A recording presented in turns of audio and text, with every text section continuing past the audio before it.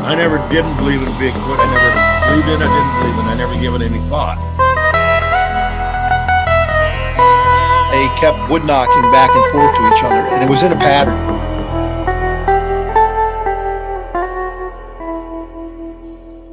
Barn owls don't typically throw rocks. I come across these tracks. Sasquatch is still not on my mind.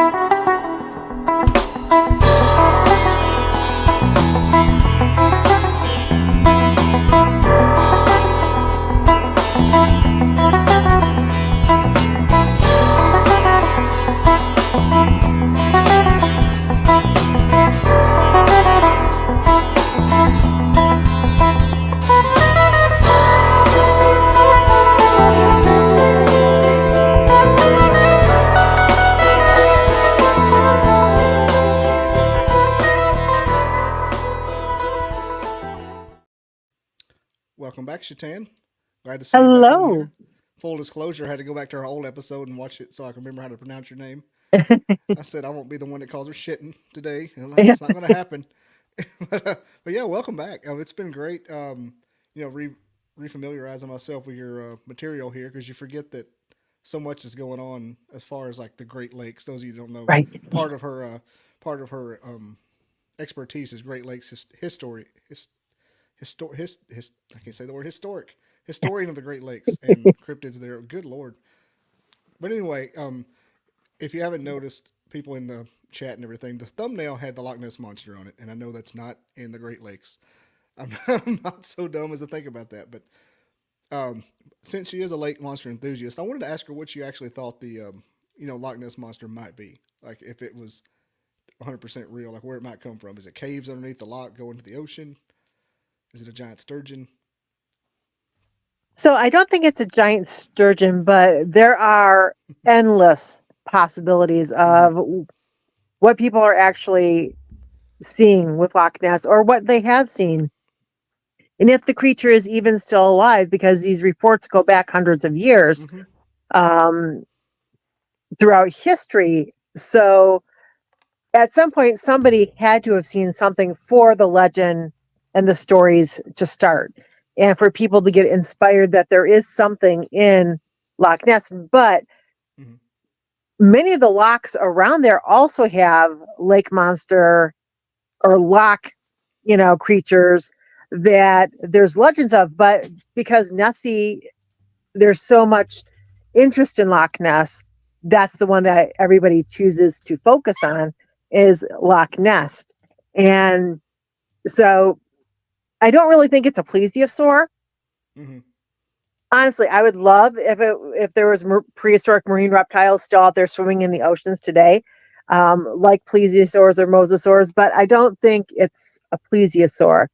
And really, there's so many different reports that differ of, it being fish-like, it being eel-like, it being plesiosaur-like, that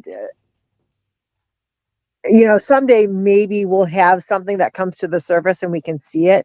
But right now, I just like the mystery of there being some large animal that lives in Loch Ness that they haven't quite figured out yet. And to me, that's part of the enjoyment of the cryptid itself, is the mystery that goes along with it of what is it? It's always been a fun one. Yeah, where can we find this creature in the fossil record? What might it be? And I think when we look at elements like that, that to me is just as exciting and interesting as an actual flesh and blood body of having the creature right there. And if you're hearing a squeak toy, it's my it's my miniature pincher who has found a toy and is squeaking it. I heard that. I was like, sounds like a dog's got a hold of something.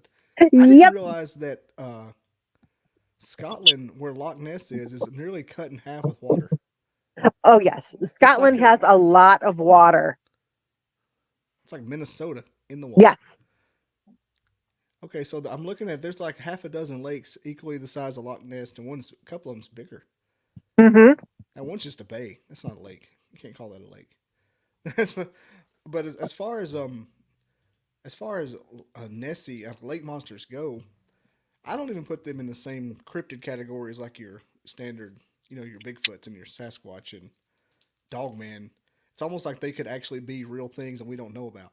They could actually be real Yes. species. They don't feel Well, like they're because with knocking out with cameras or your anything. with your plesiosaurs and the mosasaurs, we have a Mhm. well-established, family group of each of those with many different individual species within those families of plesiosaurs and mosasaurs, and we have them in the fossil record. So we know Mhm. that at some time on Earth these existed. But there's that idea that what if there's a smaller version of these guys that's just swimming out there in the oceans and the seas today Mhm. that possibly science has missed, because especially when it's water based, there are so many new species that are found, and we're not talking microscopic, we're talking big. There Oh yeah. are, you know whales that they have just now realized, oh, this species isn't extinct. There's actually a breeding Yeah. population that we now have to put worldwide protection on so that, it doesn't get killed from whaling or nettings or, overfishing populations. Um, and so when we're looking at water cryptids that could possibly be something from the fossil record, there's so much possibility there that it's also one of the things that I find fascinating is I think that the discoveries Mhm. to be made are going to be either aquatics or reptilian and amphibian of new species that we're going to find. And there's like Christine just said, the giant squid. We didn't know about them until what, 30 years ago? Right, and Is it that actually far now back? there is a distinct. So you've got the giant red Pacific octopus, Hmm. you've got the giant squid, but you also have the colossal squid, and then there's probably even more giant species in the depths that we don't know about until evidence reveals itself, which is usually it's gotten into a tussle with a sperm whale and the sperm whale's bitten off a tentacle, Hmm. or they put down these deep underwater traps with cameras on them to get pictures. And now we've got this technology that can measure underwater the actual size of something, and that is producing some really fascinating information of what else could be out there. How big is a giant Pacific red octopus? I didn't know those existed. They can be quite huge. That's terrifying. Those things are sentient. Oh yeah. And when you consider an animal of that size can squeeze itself Hmm. through an opening that is, that, um, that's like, horrifying. There's stories that if you look into escaped octopus in Hmm. aquariums, where these big aquariums will have exotic fish going missing. And they set up cameras to see what's going on, and they come to the realization that the octopus is leaving its tank, going across the room or the corridor into other fish tanks, eating those fish, then going back to its own tank. And that's Like where Finding their Dory. their populations of exotic fish are going. It's because the octopus is stealing it. This thing, it says it could weigh up to 120 pounds. That's Yep. crazy. I knew there was like a regular red octopus. I didn't Yes. know that they got to be like as big as like a small person.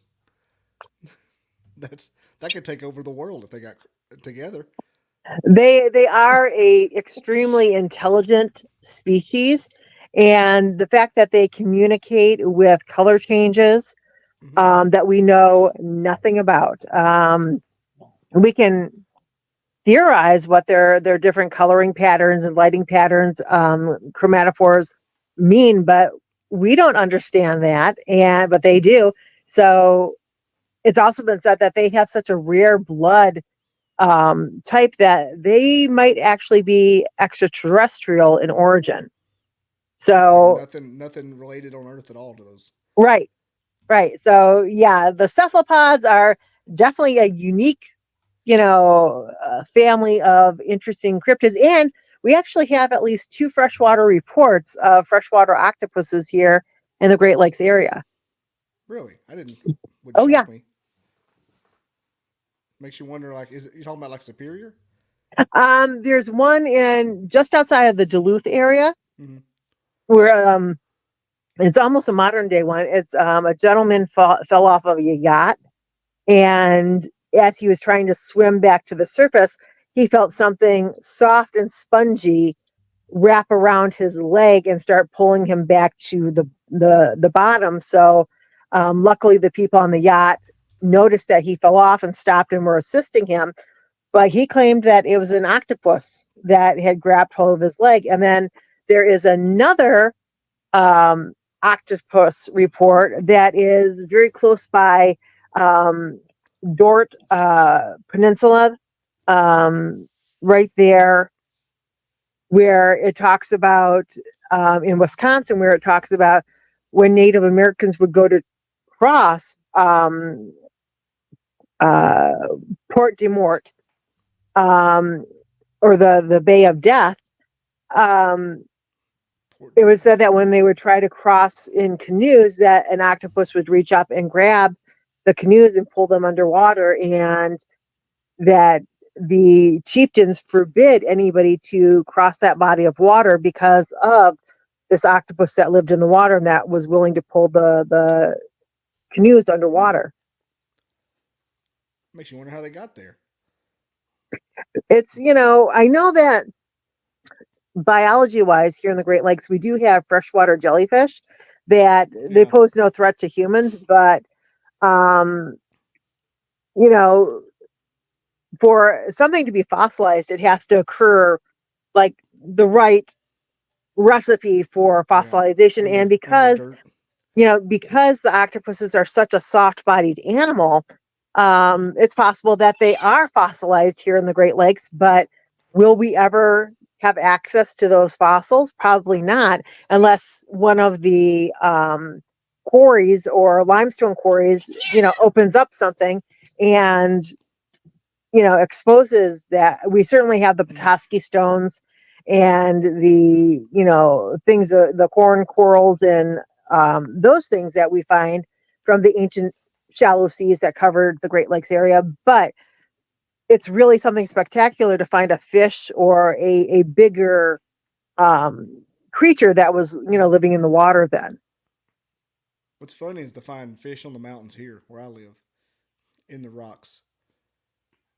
I used to be obsessed with archaeology. I'd go up there. I had a little kit, and I would tap into the limestone where it started layering, and he'd open it up and be a pot of clams and fish skeletons and all kinds of the little trilobites kind of things. There's something that's like a little spiral. It's like you'd find the skeletons of fish, backbones, and just it tells you about how the ocean under a mountain in North Alabama had fish on top of it, coral pods on top of the mountain behind my grandparents' house.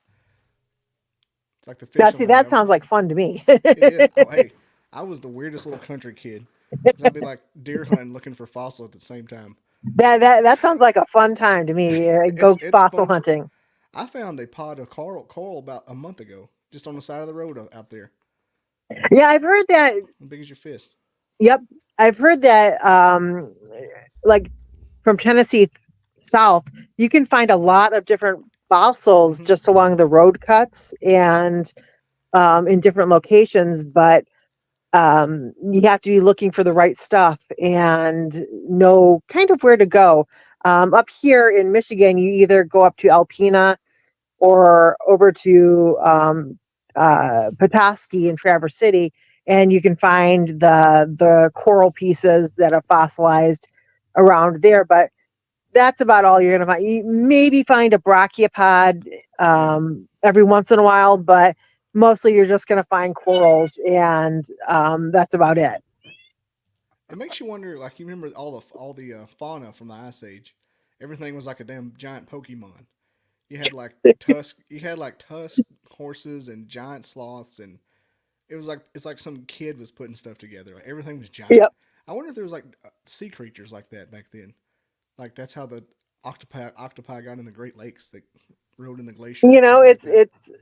it's possible. One of the things that is truly just mind blowing about the Great Lakes is the fact that they are so big, they are so vast that there's never going to be a point that they're fully drained. And, 500 years ago, you could probably maybe see the bottom of the lake at, 50 feet above the water. Problem is now we have this like infestation of zebra mussels, and when they die, their carcass, if you will, creates like this cloud of just debris that is like 12 to 15 inches above the lakeshore bottom.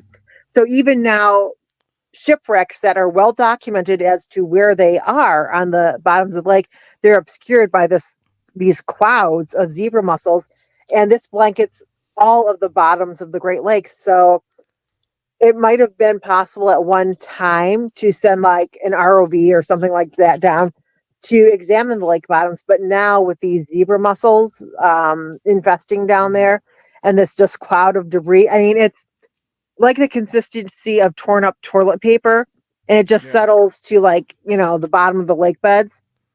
So even the major wrecks are getting covered with it. So it makes documenting what's on the lake bottom really, really difficult.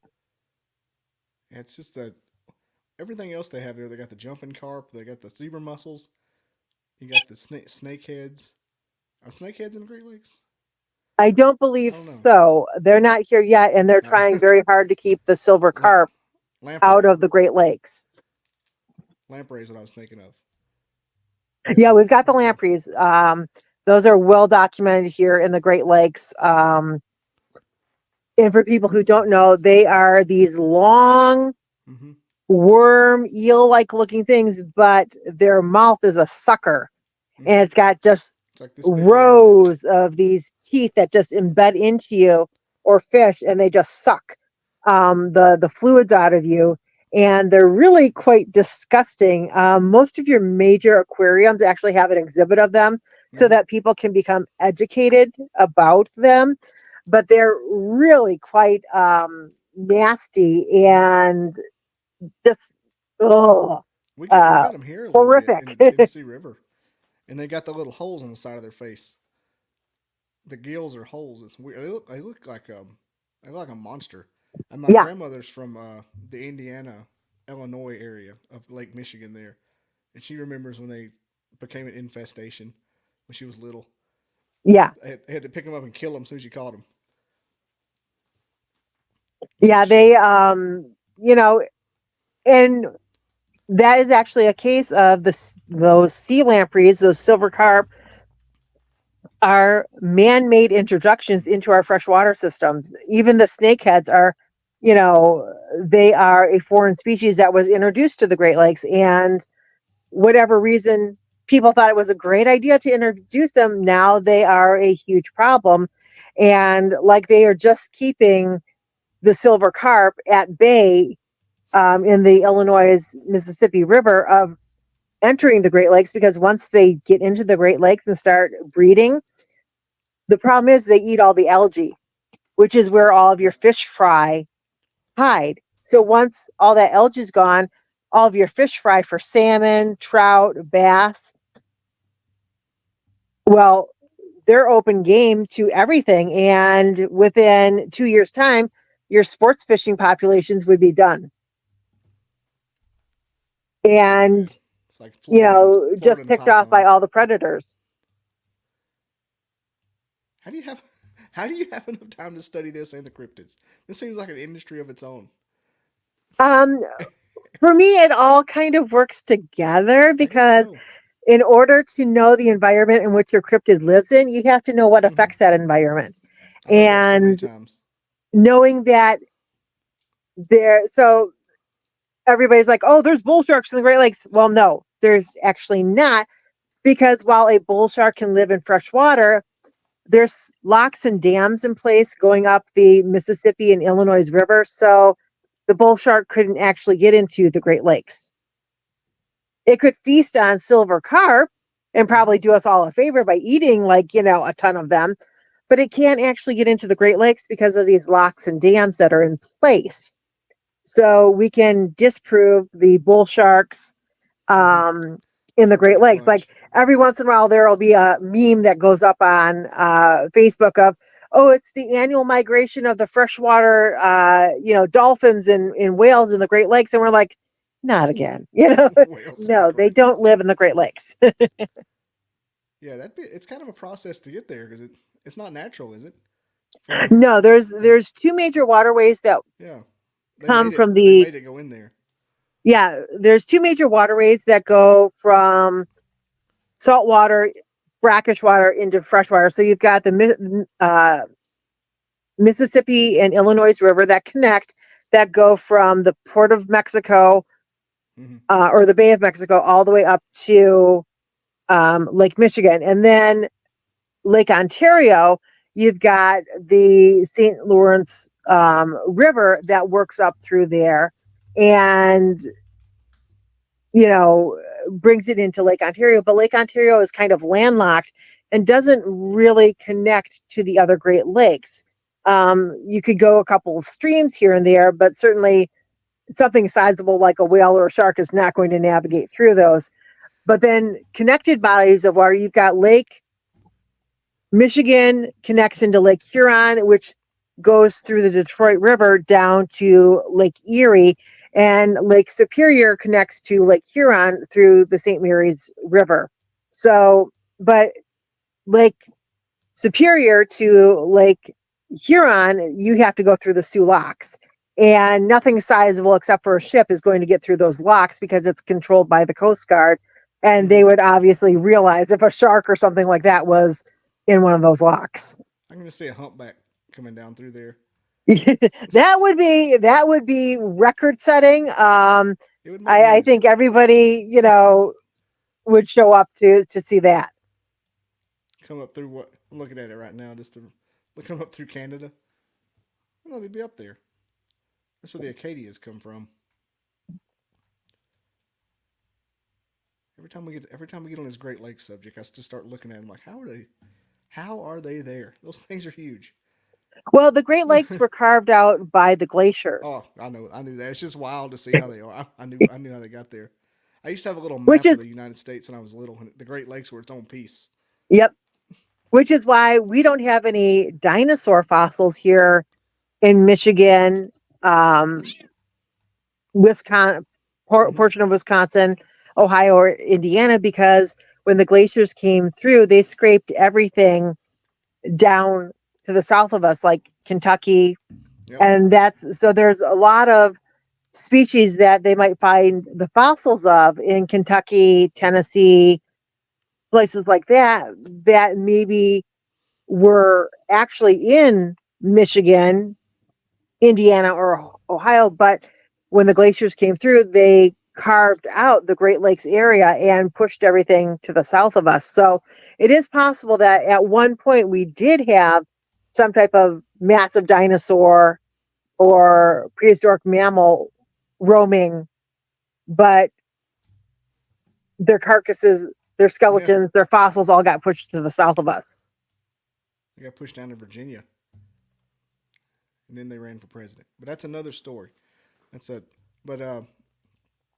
Yeah. I'm always wondering about the glaciers, if there were any like tribes. Well, obviously man lived on them. Yes. Like what kind of legends they've created, just these giant sheets of ice that moved. Of course, I don't know if would they know they moved? I guess they wouldn't.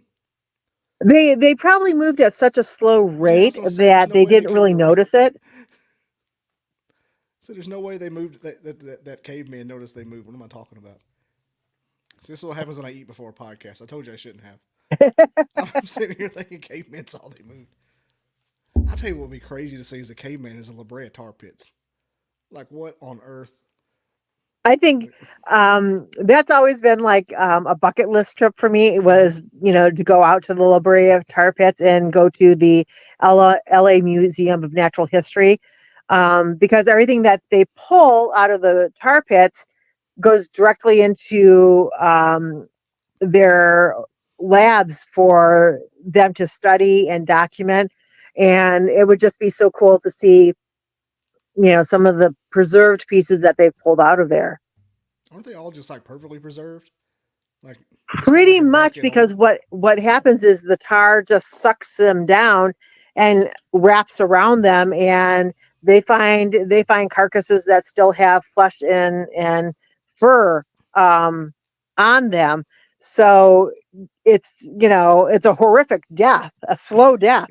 But as long as you're not being eaten by another animal, your body gets really well preserved. Yeah, they said they got the difference there is there's predators Yes. and everything in there, and the other kill sites it's always just mammoth. Yeah, Yeah, so because what happens is the prey item gets stuck in the tar, and then as it's trying to escape or making noise, then the predators are drawn in, and the predators start to attack the prey item and start to try to eat it. But then the predators suddenly realize, well, we're stuck we're too, stuck in which tar is why too. we get the saber-toothed tigers and the American lions, American cheetahs, short-faced bears. All these, we get those also stuck into that tar, and so they really do have a extensive knowledge of what was living in that area, Telling you, it's from just prey to Pokemon. predator. That's all Ice Age was Pokemon. Everything was so weird. Pam was asking if there's any dogman sightings around Grand Rapids, Michigan, Minnesota. Right? It's Grand Rapids, Minnesota. Yeah, it Well, we is. do have a Grand Rapids, Michigan, and I yes, know. That's why I read that wrong. um, on the But she said, western side of Michigan, actually all of Michigan, we do get Bigfoot and Dogman reports. But as for Minnesota, that's my mom lives up in Minnesota for half the year, but there's other researchers up there who take those reports. I just focus on uh, Michigan for Dogman sightings and reports, and the occasional Bigfoot. I mostly um, research the Dogman because Bigfoot, it's a given that they're here. But Dogman is, if I'm researching one of the two, it's usually Dogman. well, now I'm confused. Did she mean Grand Rapids, Michigan? There is a Grand Rapids, Yeah, Minnesota. it's okay. There is a Grand Rapids, Minnesota, and there's a Grand Rapids, Michigan. But I do know that there's a Bigfoot conference near Grand Rapids, Minnesota. There's not one in Grand Rapids, Michigan. All right. Yeah, I got my little abbreviations mixed up. It's okay. I just reading MN. Yep. I know I had to M-I. double look. I was like, oh no, that's an MN. That's Minnesota. Minnesota, which is cool because I get all kinds of people on here from Minnesota. It's rare that I don't. Matter of fact, one of the first dogman sightings I had was from Minnesota on here. That was where I had my Bigfoot sighting, was in Minnesota. There's seems to be wooded enough to have them. I'm not sure what the Yes. draw is. There's plenty of fresh water sources. Yeah. There's plenty of game sources. If they are adapted to the cold elements during the winter and they have a shelter, they obviously are just fine up there for living. And also there's not as many people per mile as some of your southern states. Yeah, it's pretty spread out, and Yes. it's not urban. Yes. I didn't realize that about Minnesota, about how sparsely populated it was, and the size of it. Yeah, it's a huge state. But Mhm. so my mom is the black bear curator for the North American Bear Center in Ely, Minnesota. And I always tell people, when you go to Ely, Minnesota, you drive past the middle of nowhere to get there. Past So, half you know, past. you have to drive past the middle of nowhere to get there. So they are like an hour from like the next major city. And I was shocked. they're just a small little town, and you've got your downtown area, which is, a couple of city streets, blocks with, a Subway, a pizza place, a DQ, one grocery store, a couple of bars, and some touristy stores. And then you've got like your trader, your tour guide places with like fishing, hiking, hunting. And that's it. And then everybody else kind of lives on the outskirts going into the woods. And it's right there on the boundary waters of Canada. But just 5 minutes out of town, you've got deer, bear, wolves crossing the road in front of you. Yeah, the wolves is crazy. Like all kinds of them up there. Yes. I didn't know that till I started talking to people from there about how many wolves they had.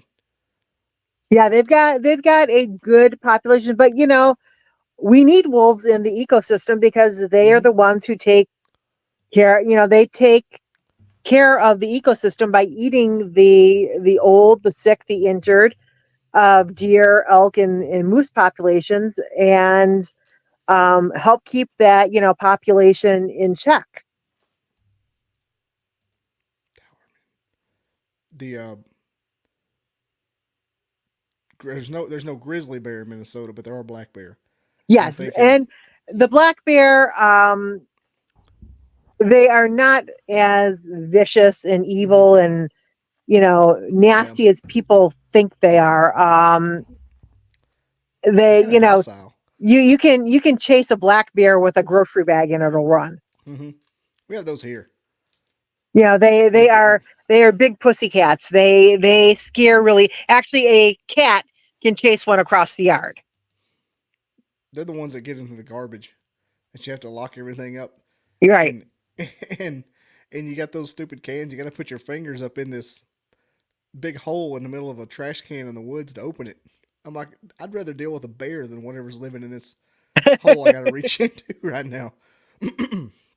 We were at the Land Between the Lakes, and all the trash cans are like that. And I forgot because we go to the Smoky Mountains all the time, and I'm like, I don't want to reach my hand up in here. Like this thing been in the woods 24/7. It's like there could be anything in there, like Anything. rattlesnakes, dangerous spiders, whatever. It's just big enough for your hand to trip it. I'm like, anything. I mean, I'm gonna get a tick. I don't mind it. It's like almost like a not pareidolia, but one of those old fears you have from your ancient ancestors Yes. about not. That's why I don't see how people can noodle for catfish. Oh my Like, gosh. Yeah, that's terrifying. It's like, oh, okay, let's put our hand into the fish's mouth and pull it up, and then wonder why it's trying to pull us underwater and kill us. goes against everything I stand for. And I've Yep. caught all kinds of fish. I can't do it. I can't noodle. If you can, I mean, there's other ways to catch catfish. I've Yes. I've caught hundreds in my life and never had to stick my hand in their mouth while they were in the water. Now I wonder if those things were considered. I can't imagine like a Native American dealing with a giant catfish. They had to assign some kind of sacred value to them. This giant. Um, so here in the Great Lakes area, we have a lot of legends of the giant sturgeon, Yeah. and certainly Oh yeah. the sturgeons get up here. The old sturgeons that are probably 200, 400 years old, they are huge. They pulled one up about 3, 4 years ago, and it was 200 pounds and about 6 feet long, and they estimated that it was about 200 years old. So, and Really. because sturgeon are very hard to hook and catch anyways, it's doubtful that they'll ever collect this particular fish again. But if there's one that's down there that is that old, then you can almost guarantee that there's older ones down there. Are they like lobster, where they just live as long as they possibly can? Yes. Yeah. We had those in the Well, aquarium here. You can pet them. It's like petting a dinosaur. Well, when you think about it, the Greenland shark, they now estimate Yeah. that there are individuals of that species that are over 400 years old. Yeah, and that's the one they were saying like lived by itself so long it had a cannonball in it from Civil War or something like that. What did they say? It's like living. It's like 400 years old and Yep. older than America. Yep. The Greenland shark. Yep. And they just look like they're not a complete render of a shark yet. It's like somebody designed one on an iPad, and it hasn't came out. It's just like it's like a little kid drew a car. It's the basics. Yeah, they're kind of like the hybrid between like the shark and the skates and the rays, where you see that bridge between the species, because they're designed for cold water and deep depths. Which the deeper the depth, the higher the pressure. So they have to have a different type of body style to exist in those very cold waters, very dark waters, and very deep waters. I'm looking at pictures of them now. It's just like they're very basic. They're like a Jeep version of a shark, Yes. and they're all marred up. Oh yeah. Almost all of them are blind because they have this parasitic worm that attaches to their eyes. Is that what happened to the cavefish? All You the know, cavefish are. the cavefish it's a different circumstance because they evolve to live in those lakes and they're inside the caves. So unless you bring the light source with you, they adapt to a lifestyle where there's not any light going on. Whereas the Greenland shark, it's very rare that they come to the surface, but they go blind because this parasitic worm attaches to their eyeballs and lives there for its whole life and the shark's whole life. There's no like cleaner fishes that come along and eat those parasites off, where you have that in the warmer ocean waters where there's feeder fish stations that you bring predatory fish go so that they eat those crustaceans, those parasites off of them. We don't see that with the Greenland sharks. And actually, now biologists believe that that's almost a symbiotic relationship I was where about to say that. the Greenland shark actually lets that happen, so it draws fish to it so it can eat those fish. Yeah, I mean, it's not using his eyes anyway. Right. It's like it kind of like co-evolved. Right. 15. This says that oldest one we were talking about is like from 1700. It's like 500 years old. Yep. What's it just doing down there? Just swimming around. Just swimming around, eating carcasses, making other little sharks. To quote to state the quote from Jaws, all this thing does is eat, sleep, and make baby sharks. Black eyes. Lifeless black eyes. Yep. Yep.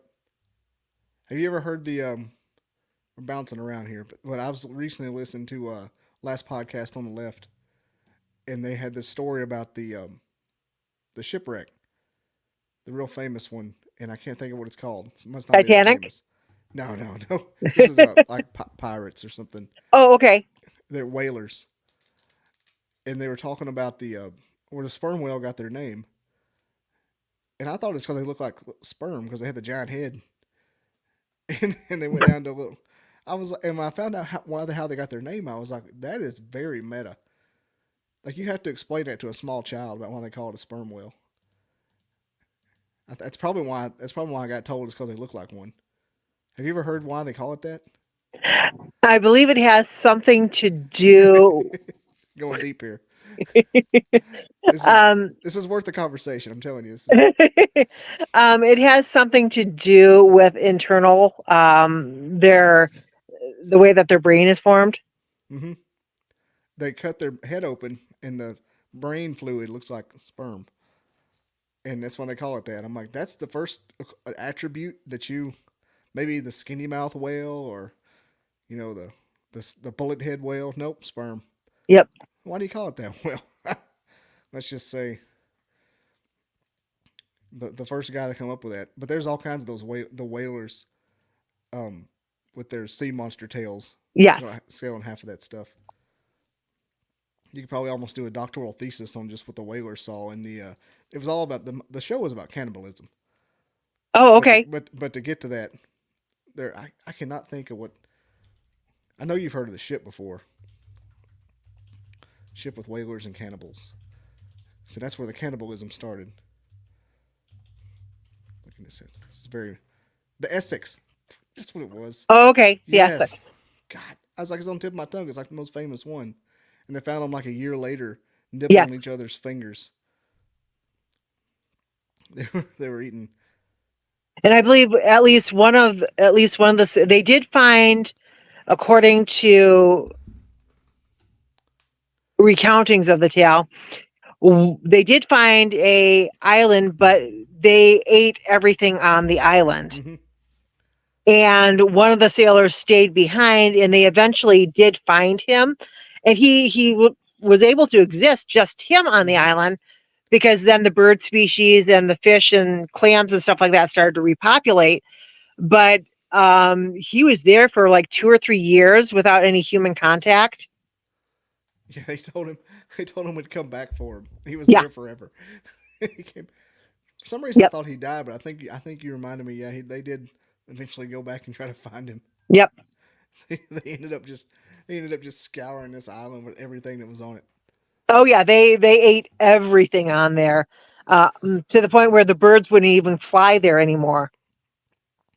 And it was said that they did that because they thought they was about to get rescued, Yes. and so they just showed up. There was it wasn't like on Naked and Afraid where you ration every little piece you get. They just were like gorging themselves on everything, and then they ran out of food once again.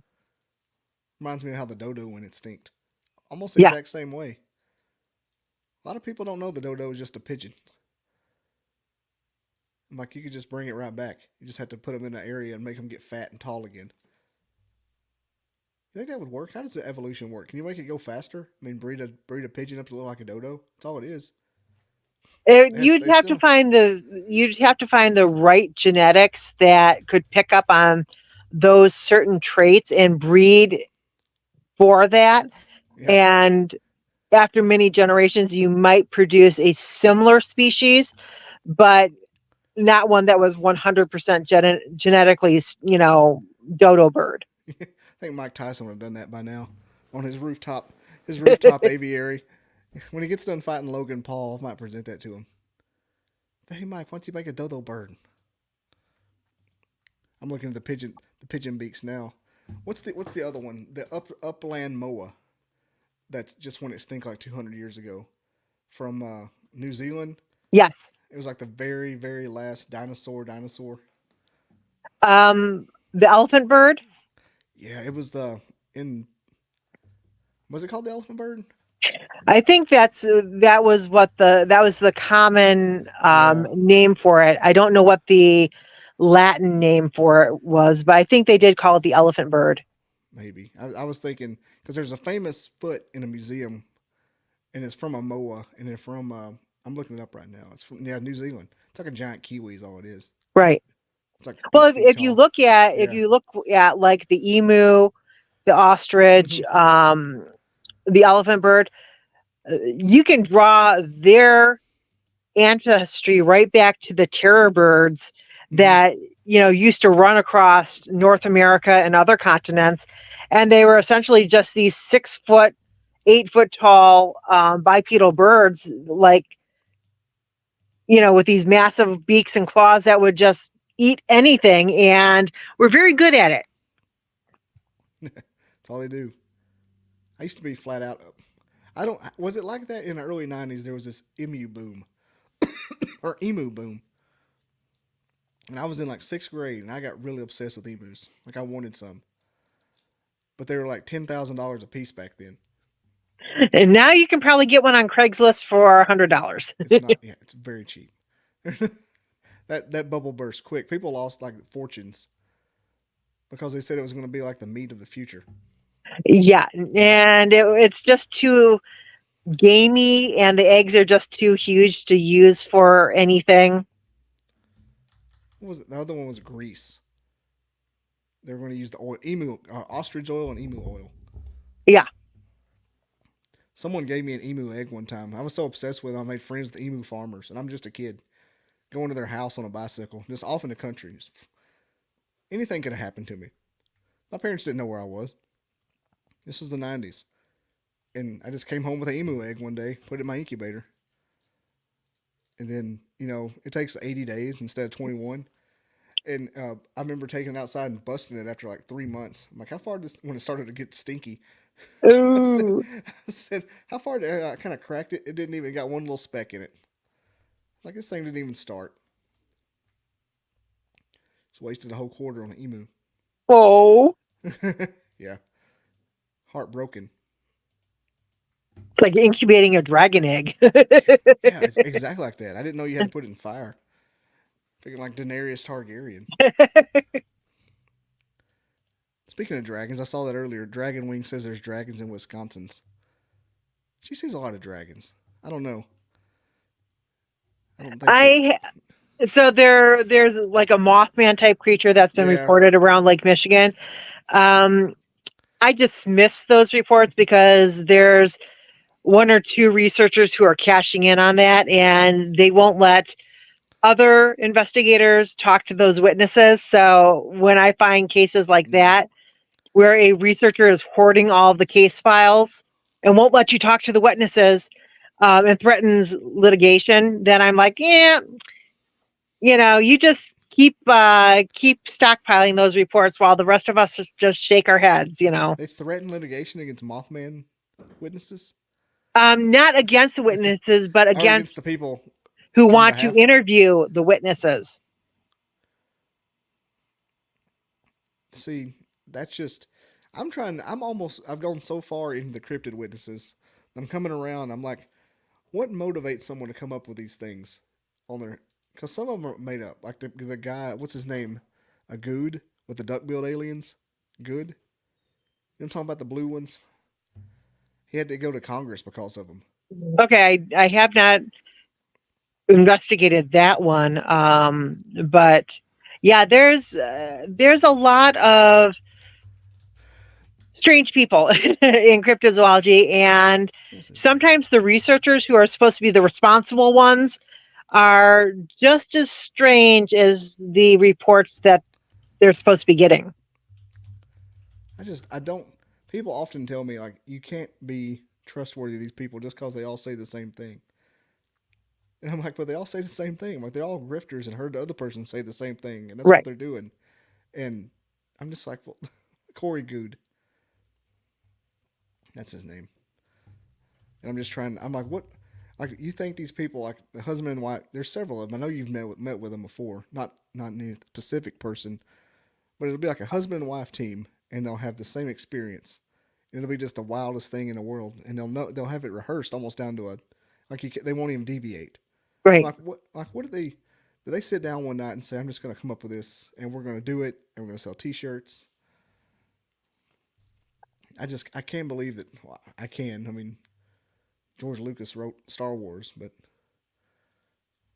I just don't know I don't know have you ever called anybody in the act of doing something like that with your investigations? I've gotten some reports over the years that it's just like, oh, come on. Like, Yeah. I would get a dog man report and have like a stick figure drawn in the report. And then like another time I got a report, and if I clicked on it on my laptop, it would show a different picture than what I clicked on with my cell phone. And when you clicked on it with the one device, it showed an exposed dog penis. And it's like, well, that's, and of course, because they submitted the report through the North American Dogman Project, when you try to trace it back to the person who submitted it, of course, you hit a dead end because it was a fake anonymous email to begin with, somebody who just wanted a hoax. And it's like, oh, stop wasting my time. Exposed dog penis. Yep. Okay. That'll do. Well, this is I put the picture up there of the good guy's Okay, I see it. yeah, his duck-billed aliens. Yeah, but that was his thing. He created a whole cinematic universe, and it was this. It took him into space, and it kept him there for 20 years. And they brought him back, and he didn't. Apparently, he aged the whole time he was there, but brought him back to the same age he was. And then he started telling his story, and he got caught making it up. Surprise. I just don't get that mentality. If you want to Yeah. create a cinematic universe, why don't you write a cinematic universe? Right. Now you're just insane. There's a whole genre of books out there that love that subject, and Yeah. you have a place in the bookstore for them. Just write your story there and put it into book form. Don't come to us researchers and waste our time and money and energy with your hoax reports just because you think you're going to get something over on us. Because if I see any red flags with your report or your story, I'm going to call you out on it. I would have a hard time, being like an investigator like that, like you are, just from walking up on somebody and just looking at them and be like, "There's no way you saw what you thought you saw," and probably on pills or something. What's the wildest situation you've been told to that you think is real, is not somebody just faking it? That's a very When the good Venn question. diagram is like this, just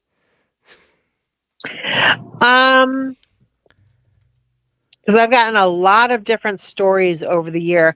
I would say the one that was really interesting to me, and I actually put it in my Flying Cryptid book, was I was down in Goshen, Indiana at a Paracon, which was outdoor, and a gentleman actually showed up, and he went to the woman who was running admissions and said, "I want to talk to this cryptozoologist that you have on stay or here as a speaker." And she said, "Well, she's right down there."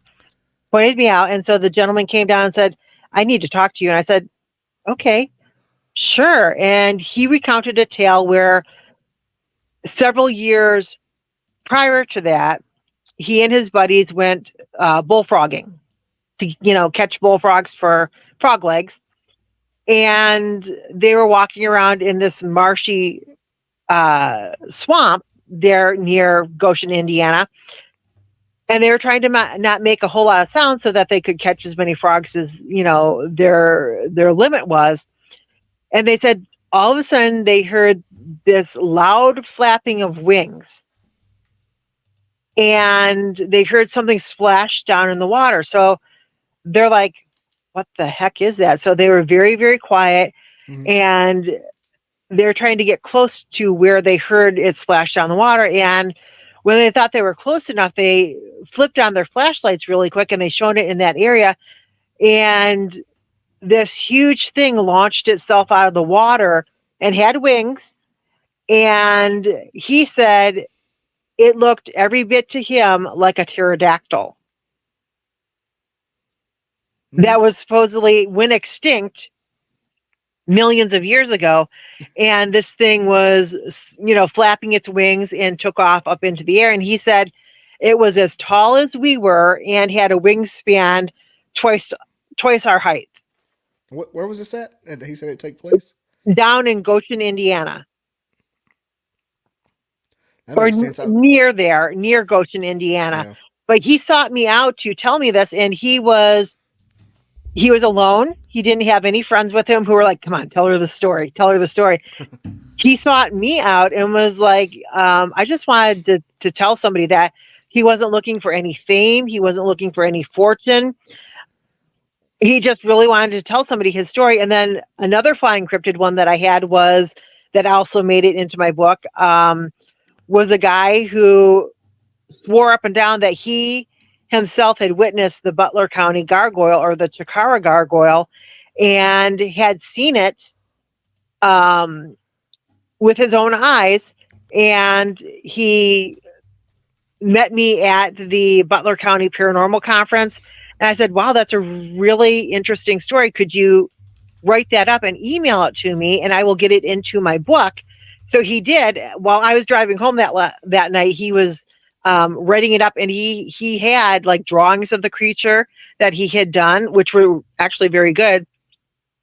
And his story is one that I still tell to this day during my Flying Cryptids presentation of the Butler County gargoyle. Really? So yeah. I wonder if that's like the same thing. If the gargoyle, Jason McLean, who he is. Did I haven't seen you on the same poster before with him? I don't know why. I don't He's think so. I don't think that name rings a bell for actual Everybody- conferences that I've been at. Everybody gets so mixed up. I see people who know people. I'm like, that's how I know. That's how I know you. But he swears up and down he saw one when he was younger, about 13, in Texas, Okay. and it flew right by him from a canal he was in. And he said it wasn't a crane. It had the what's the diamond shape on the tail. Yep. He said it was a ramfractoid pterosaur. It didn't have the crest on the back of its head. It's just a straight up reptilian head. Right. And he's talked to a bunch of people like that, and everywhere in Texas, and he thinks the Jersey Devil was one of those, just the way Could it be. was described. And there Could was be. apparently in France during the, I'm not trying to get it wrong here, but I wanted to say during the French Revolution, a farmer had a dragon or something in a case that he caught, and he thinks that's what it was. He thinks the farmer had one as well too, because it could be just a real small breeding population, just very dangerous. And We certainly get a lot of like pterodactyl reports from all over the world, and it's doubtful that people are mistaking it, this for a bat species or a bird species, because birds have to have feathers to fly. Mhm. If they don't have feathers, they're not flying anywhere. And bats usually only come out at dusk through night. Yep. So you're not going to see one of those during the day flying around. So what are people seeing? What are these large flying creatures that people are seeing and, describing as the same thing that you see, any preschooler can take you on a tour of a museum and tell you exactly what dinosaur species, this is, or you show them in a book and they're like pterodactyl or, pterosaur. And, we know our dinosaur shapes. So, it's for somebody to mistake that. I don't think that's the case. I think people are actually seeing something, and maybe it is a very small breeding population of these very supposedly extinct species. Yeah, and he said it was like the same color of like a crane, like a blue heron. Yep. That bluish gray color. And if you're looking up in like where I grew up, we have waterfowl refuges everywhere. Right. It's like you got the Arkansas flyway is like the capital, but here in where I'm at, where all the lakes are, that we have several big ones. And I said I can see how something like that could blend in with all the cranes, just right, especially the sand hills that are coming through. Yep. Yeah, we've got plenty of sandhill cranes up here. So the ribeye in the sky, I heard those things are delicious. I think to me they look like aliens. They just look like an alien, and they blend in with their surroundings. Like you can be driving down the road and you're like, shit, right there's one on the side of the road, and it's like they blend in. And unless they're in their summer colors where they have a little bit of vibrancy to them, and they're different color, mostly you hear them before you actually see them because they make that trumpeting sound, and but you can hear them from a ways off. There was you can get a permit to kill two around here during the season when they come through. And right after I did that interview with Jason talking about that, one of my friends had a picture of one holding it up. He's 6'2", and this crane by his head and his feet almost dragging the ground. And I sent to Jason. I said, "Well, my friend killed a crane," and guess what I thought immediately? He's like, "Yep." Can't tell the difference. Giant 6 foot. They got wingspans. Yep. Big as a bald eagle and giant necks. And if you're looking out through there and seeing like a bunch of them, you couldn't tell if one had a tail or just regular. You can tell if it had, what is the called? It's called a deltoid tail. Is that what it's called? What is the diamond tail called? I keep wanting to call it a ramifractoid tail, but that's the type of pterosaur that it is. Deltoid tail? Yeah, that would be because of the tail type. Yeah, that would be. Yeah. You could actually call it that. He said that every report he's ever taken on him has had that kind of tail. Right. And he even, you should watch that episode. I'm not telling you to watch somebody else's show, but I took the clip of that and clipped it down. And he was talking about how he was so passionate about it that he wrote a booklet and passed it out about be aware of pterosaurs in Texas or something like that. He was like, you really need to link up with this dude. He is cool. But he's one of those guys that's so smart, it's hard to talk to. Right. You feel dumb. And I didn't know how the interview was even going to go because I could just tell he was up there, like probably running at a higher speed than I am. Right. It went great. It went him talking about that. He goes, I took a pamphlet out and run around town giving it out to people. How did that beware of pterosaurs in Texas or something like that? I'm about to go back and watch that now. It was cool. But like when you said the pterodactyl or coming out of the swamp, that reminded me. Yep. Almost makes you wonder. Some of the Mothman things could have been something like that. And that, the Mothman is very interesting because I actually think Mothman is either interdimensional or extraterrestrial, because we have nothing in the fossil record that says that a giant humanoid flying creature should exist here on Earth. But certainly it would be possible for interdimensional or extraterrestrial. So I don't think it is naturally occurring here on Earth, but I think they like to come here and visit, I would like to know what it would take for us to start seeing interdimensional things happening. And I think the government I think it would be much more terrifying than people realize, because it's almost like if you don't see them, you're safe. But once they realize you can see them, then we become a threat. And maybe that means they have to, attack us or, do something to us. So I think it's almost better that we don't see them. Because I get like crucified weekly on Reddit and everything else because I'll just post real stories. Just like me and you talking here and people saying, well, I heard mine speak. I saw one disappear. All this kind of stuff. I'm like, well, I'm hearing this from people who can barely turn their phone on. They're not conspiring with each other. Right. They're not. I know a couple of people who probably are lying, but it's a couple that aren't. It seems like the more details and amount of stories they have, like, makes me think, well, what, are you hanging out with them in your spare time or something? They're not that. I mean, just some guy that sees one walk across the street and you can't see it again. That's believable, but somebody that lives with them all the time, you kind of think, not just the people that cohabitate with them all the time, but the people that have these elaborate stories with them. Right. Like they have them, they name them and they've held their babies, that kind of stuff. That kind of makes me think, But at the same time, that they're going somewhere and there's no bodies, so something's happening. Either they're lying about it, they don't exist. And that goes for any cryptid, not just Bigfoot. I'm talking about like Pukwudgie. Oh, right. Like where is this stuff? But people are seeing the Pukwudgies are hidden in the woods. That's I get under stuff. Yeah. Yeah, they like the woods, and they're very good at living in the woods and hiding in the woods. And I think I've never encountered one because my miniature pincher would eat them. So, because she'd certainly bite the snot out of them. But Pukwudgies, we have reports of Pukwudgies all over North America. My favorite non-Bigfoot cryptid. I get really bored with Dogman, and it's not because of the cryptid itself. It's because of some of the people that deal with it. Yes. I call Dogman like the tactical bro cryptid. Like it's the cool kid cryptid. Yeah. Everybody's an expert on Dogman until they don't know. It's pointed out to them that they don't know what they're talking about. And then they're like, but I watched this Hollywood movie. Shut up. I know you were the Michigan Dogman lead investigator. I didn't want to say it because of you. I'm talking about like other folks. Like, I was the guy with the 1776 shirt. And like, he's ex-army. He's like, saw Dogman, bro. Yep.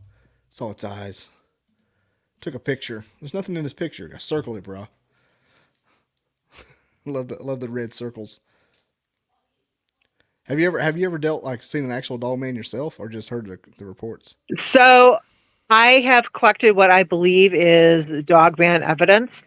About 2 years ago, I was headed up to a Bigfoot conference in Menominee, Michigan, and I stopped at a very well-known rest area that's right there on Lake Michigan's shoreline outside of Nubian Way, Michigan. Mhm. And the thing that's really nice about this rest area is it has a gazebo that connects the parking lot to the beach of Lake Michigan.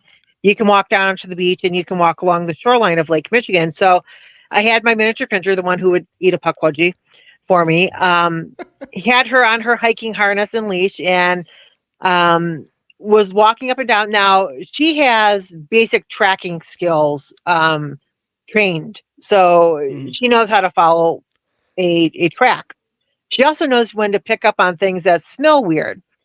So we had walked to the west of the gazebo about 150 feet, and I was trying to get her to go potty. So she wasn't having it. So we were walking back towards the gazebo, and I thought, oh, there's this stream cut that goes into Lake Michigan.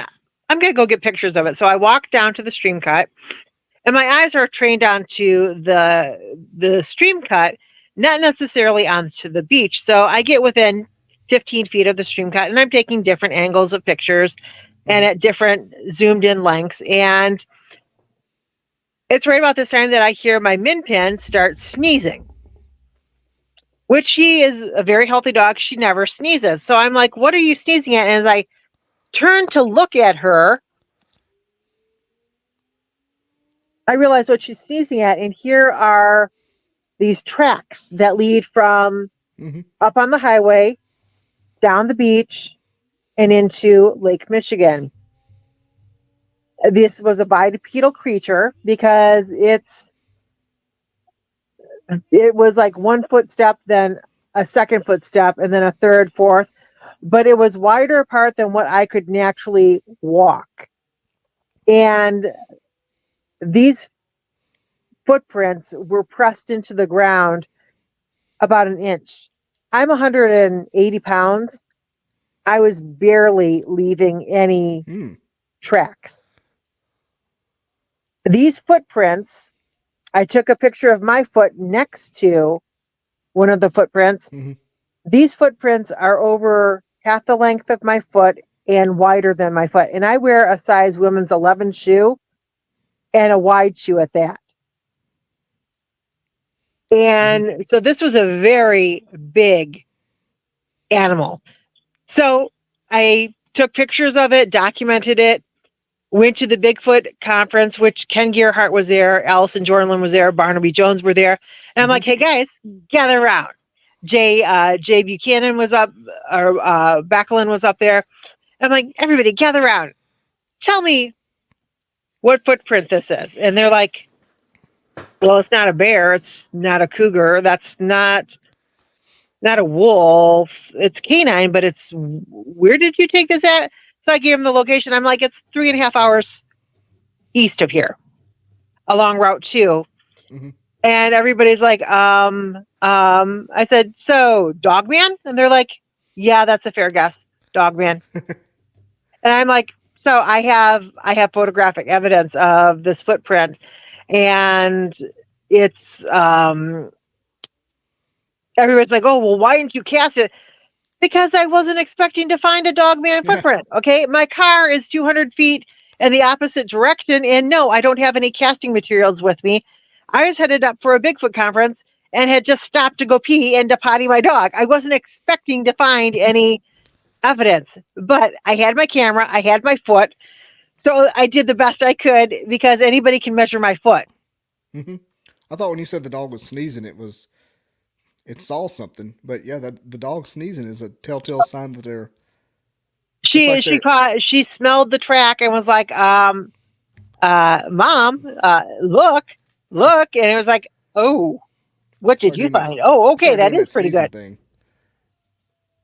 But they always don't they say dogs sneeze when they're around other dogs to let them know they're not a threat or something like that?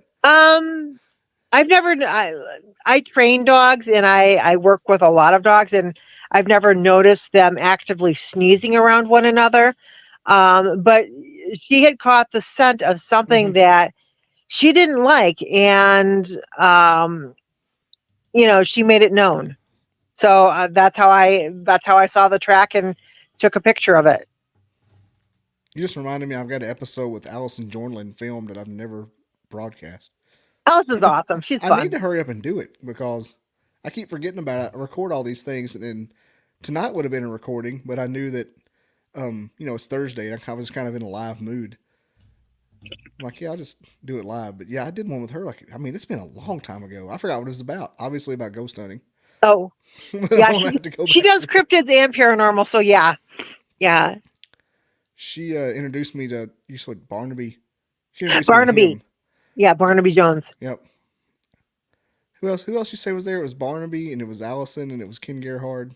Yep, and Jay from he has a series out called Finding Jay, about how he goes Bigfoot hunting and develops a deeper relationship with himself and his understandings. So, and I want to say it's Buckland or Backlin. Is his last name, but I could be wrong. But his video series is Finding Jay. Finding Jay. I have to look that one up. I know I had a real good time with Barnaby and Allison. That was fun. Barnaby. They're good guys. I've been in like a couple panels with him, just haphazardly.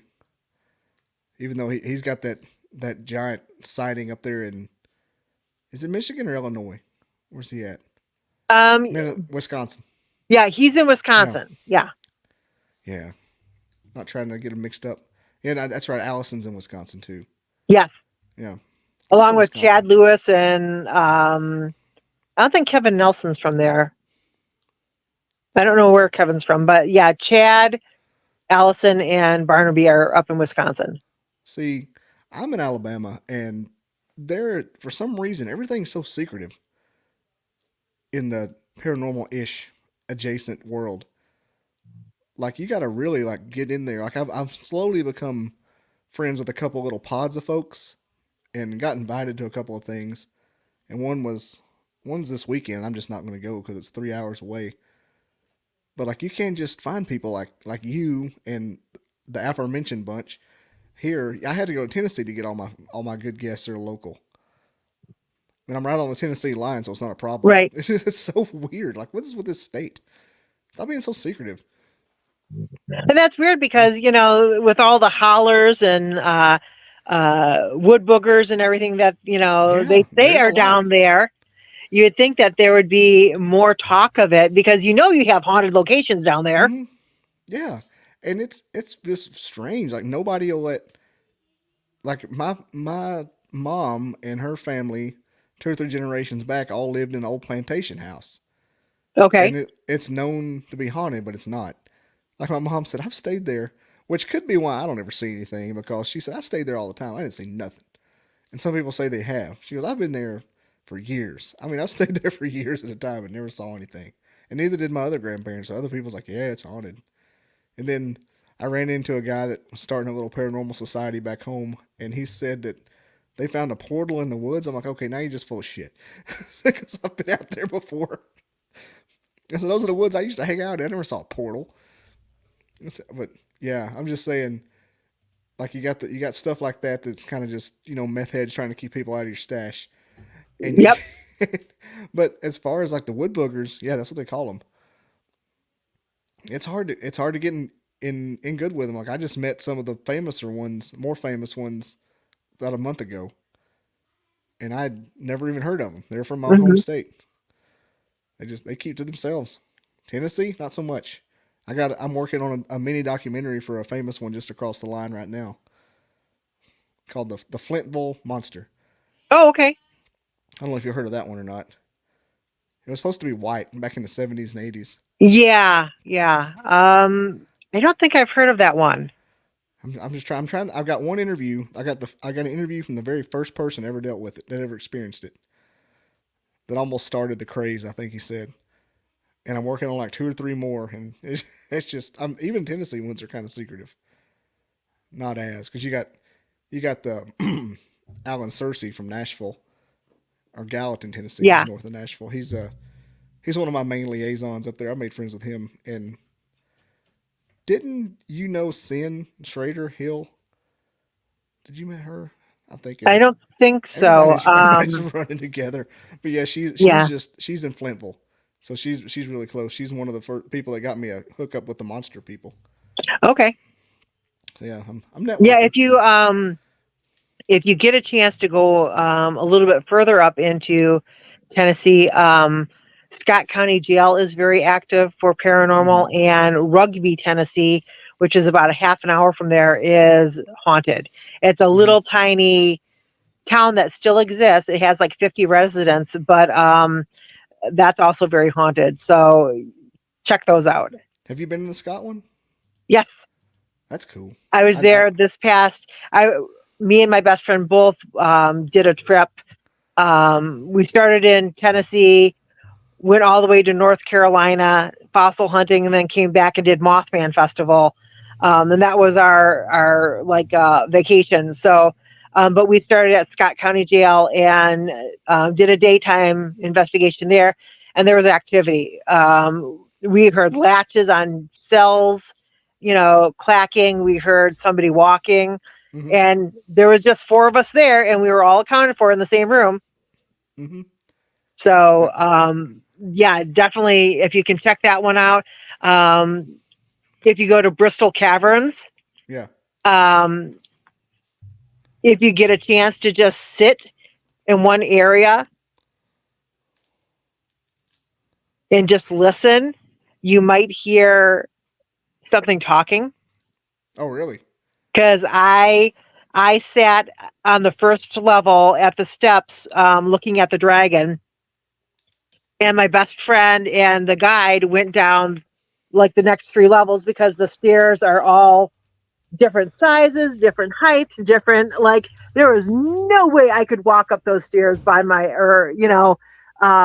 just crazy. And as I was sitting there, I heard 2 things talking off to the left of me, or right to the right of me.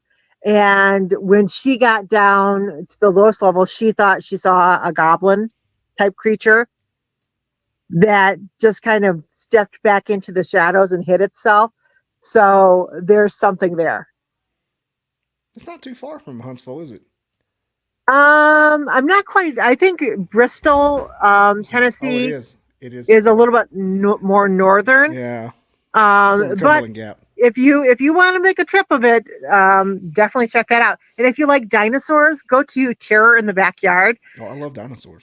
Oh, then you got to go. It's called Terror in the Backyard, and these people build museum props, movie set props, but their whole backyard is a wooded path course of dinosaurs set out into the woods, and they're most of them are life-sized, and they're real looking. Oh, gosh. It's they take donations. You just park in the parking lot in front and go through the gates and walk around. But we went, I had my 3 dogs with me, and it was one of the best afternoons that we could spend walking around. They have a little gift shop there where you can buy dinosaur things. I stocked up on toys because, I love me some dinosaurs. That's not too terribly far away. Yeah, you should make a trip of it and just go check out, and go to Buc-ee's while you're up there. Go to Buc-ee's. Oh yeah, we got a Buc-ee's here. It was our first time going to Buc-ee's in. I'll definitely go to another Buc-ee's though. It's not going to stop me. Yeah, we went to in Sevierville, Tennessee, is the biggest Buc-ee's, and any gas station that has 200 pumps. And the inside is like the size of a Walmart's. You're like, yeah, we're spending some time here. I was wearing a Buc-ee's hat here. Yep. You can see it. Yep. Well, yeah. Yeah. I've had Christy on here before from Scott County. Okay. Yeah, but yeah, I've never been up there because it was weird. We found out we were talking. I'm in Huntsville, Alabama. She's like, well, I'm in Huntsville, Tennessee. What? Yeah. Didn't even know there was one. I would like to. Do you know who Alan Searcy is? I know I mentioned it earlier. The author from Gallatin. I don't think so. I don't think I've met him. He runs a little ghost tour up there. Oh, nice. And I kind of want to go. I kind of want to wait. I was looking just a second ago how I wanted to go to Gallatin for a ghost tour, maybe Scott County Jail earlier that day. but there's no way to do it because Tennessee is kind of just like Alabama. If you're not close to an interstate, it's 2 hours to an interstate. Yeah. That'd be kind of cool. I love those little small town ghost tours though, because they got like the real stuff that actually happened Right. preserved. And Eric Freeman Sims, he's from up there too. And he's the Unseen Paranormal podcast guy. Oh, okay. And I don't know if you've heard of him or not, but he just bought a 200-year-old house in Hopkinsville, Kentucky, that's haunted. Ooh. And he's gonna start doing tours and stuff of it. I'm like, there's not a better person in the world to own I was so jealous. Like, That almost seems to be a new movement in real estate, is buying haunted locations and opening them up for tours. I mean, they seem to do really, really well with that. It's like, okay, I'm paying my mortgage payment for the year now because, my haunted location's booked out for the next, 10 weeks. Here, I'll share it just so you can look at it. But I could, you know how when somebody does something or makes a move career-wise and you think that's the most perfect thing that could ever happen? Mm-hmm. This is like, when I saw this, like, holy God, I'm jealous of this dude. Nice.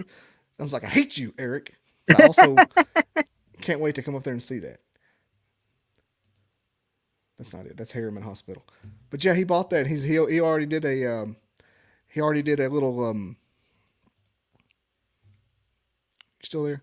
Okay. I'm here. I did it. I went the wrong tab. But he made a Facebook page for it. And it had like a little document collection that came with it. Oh, cool. Like, I wouldn't leave the house for a year straight just looking at stuff. Apparently it's kind of condemned, but I don't know. Oh, It's 200 years old, so what do you want? I don't know. It's like, what do you want from me? Anyway, it's been like an hour and 20 minutes, so we'll go ahead and wrap up. This has been fun. okay. Nice little Tennessee rabbit hole from two people who aren't from there. But I'm telling you, this podcast is my podcast is foundation is laid on the Tennessee Haunting Group. Because every guest I had for about 6 months was from that group. Uh-huh. And so I owe my life to Tennessee, even though I hate their college. I hate their football team. Oh, come on. But they have the blue tick coonhound is like their mascot, and that's awesome. Oh, yeah. Oh, it's Old Smokey. He's a fun one. And they have a guy dressed up like it, too, which is confusing. When you see a dog petting a dog. It's like Pluto petting Goofy.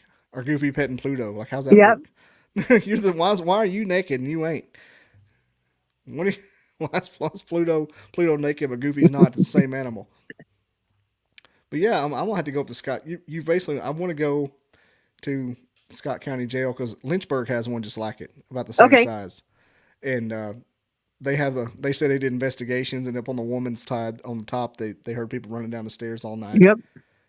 And I think they even had a pamphlet to Scott in Lynchburg. Lynchburg's a lot closer. It's like 45 minutes. Where all the Jack Daniels is. But yeah, if you ever get over to Lynchburg, check that out. They got a couple haunted places, and I went to a Paracon and got all the information for the society that does that, and I had done jack shit with it. It's been in my garage for 6 months. I need to reach out to them. I could really have some friends like 45 minutes away. Well, there you go. Do it. Do it. You get so many contacts doing this that you do. I mean, I definitely noticed that with doing the magazine business. You meet a lot of people, and there's never enough time to explore every destination and interview every person and do it all. But I certainly try. And you end up like getting with people like a year later. Like, hey, just catching up. And everybody understands. No one ever's like, well, you son of a bitch, why don't you call me the second day? Right, everybody understands. Yeah, I've met one person who I've considered uncool doing this. And I will not name names.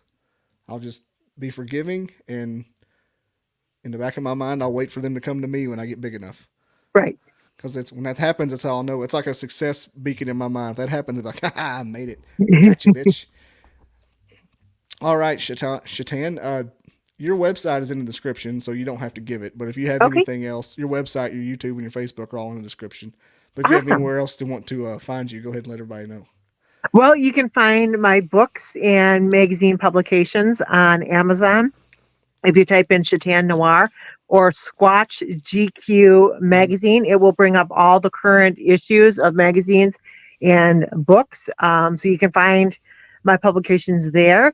You can find me on Facebook, of course, Shetan Noir, and on YouTube. If you look for Into the Liminal Abyss Paranormal Podcast, that is my podcast.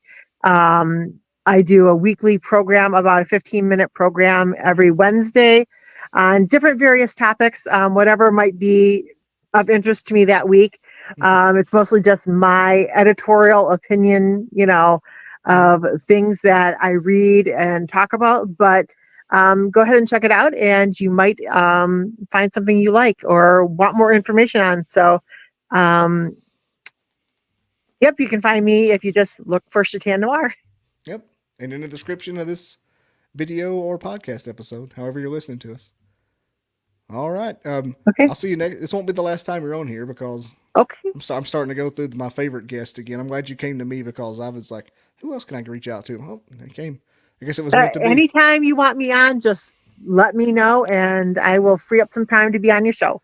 Cool. I need to start doing some panels. Those are fun too. Just let everybody go Yeah. at it. Oh, that would be so fun. I would pick Barnaby Jones and Allison Jorland to do a panel with, and you would have an hour of awesomeness. I would just sit here and mute myself. I would just do this. Oh, All right. Thanks for coming on. I'll reach out to you. It's Okay. gonna be a good time. bye, See ya. guys. Have a Stay great warm. night. I never didn't believe in Bigfoot. I never believed in it. I didn't believe in it. I never gave it any thought. They kept wood knocking back and forth to each other, and it was in a pattern.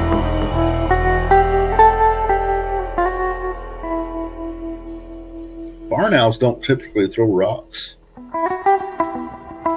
I come across these tracks. Sasquatch is still not on my mind.